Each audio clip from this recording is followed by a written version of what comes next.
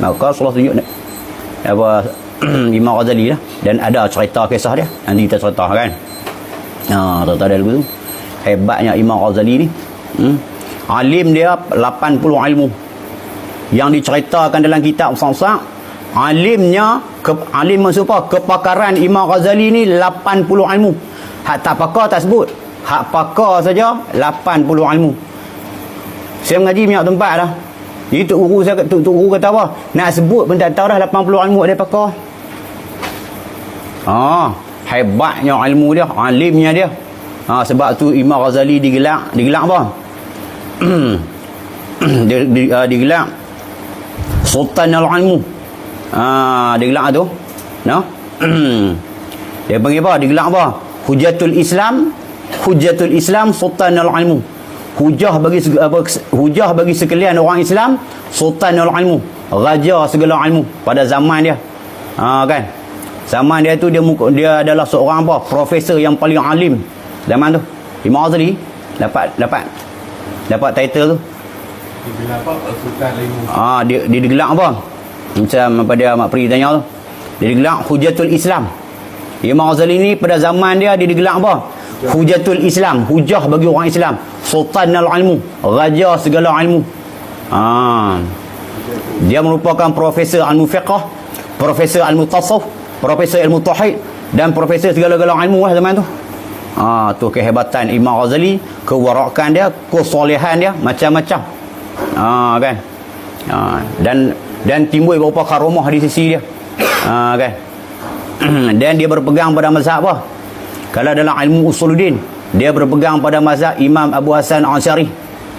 Pada mazhab ilmu usuluddin, dia berpegang pada akidah Imam Abu Hasan Asy'ari, Asy'ariyah.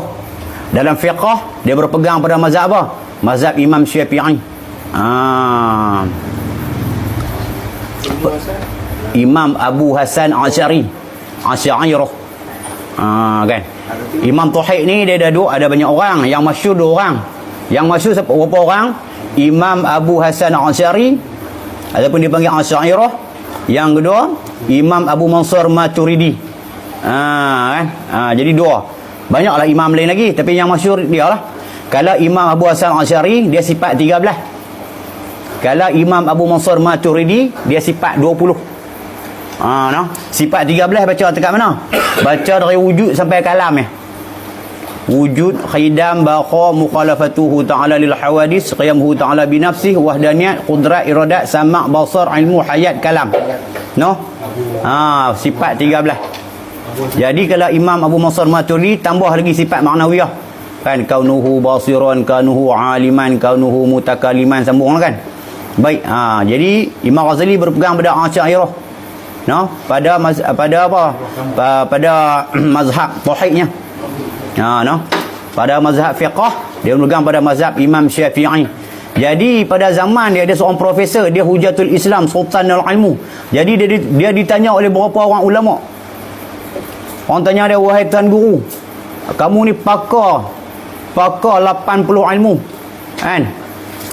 Yang lain pakar tak? Pakar juga, paling pakar 80 kan? Jadi cerita dia, pasal apa Tuan Guru tidak mengeluarkan mazhab sendiri kan? Imam Syafi'i digelar apa? Mujtahid mazhab. Tahu-tahu dah. Imam Syafi'i, kita tengok Imam Hanafi, Imam Maliki, Imam Syafi'i, Imam Ahmad, Ibnu Hanbal, Imam Hanbali, yang tu dia panggil apa?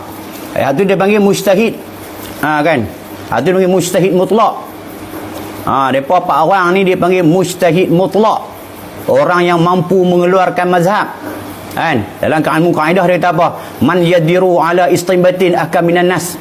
Man yadiru ala istinbatin ahkam minan nas. Orang yang mampu mengeluarkan hukum daripada Quran dengan hadis. Tu 4 orang ni lah. Maka Imam Syafi'i dia bukan mujtahid mutlak. Dia mujtahid mazhab. Apa maksud dia mujtahid mazhab? Dalam mazhab tu dia memang mujtahid. Dia pakar mazhab tu. Kan? Bawah pada Imam Ghazali ada lagi beberapa imam. Imam yang masyhur selepas Imam Ghazali, imam mana? Imam Ibnu Hajar Haytami. Kan? Imam Ramli, Imam Nawawi, Tiga imam ni dipanggil apa? Disebut apa? Mujtahid juga. Tapi mujtahid apa? Mujtahid tarjih. Apa tarjih? Depa boleh hukum dalam mazhab Imam Syafi'i yang mana pandangan lebih kuat, yang mana pandangan yang lemah sikit. Jadi yang pertama tadi Imam Syafi'i yang 4 orang tu dia panggil apa? Mujtahid mutlak. Imam Ghazali mujtahid mazhab. Kan? Imam Ibn Hajar, Imam Ramli dengan Imam Nawawi mujtahid tarjih. Kan? Dia tarjih.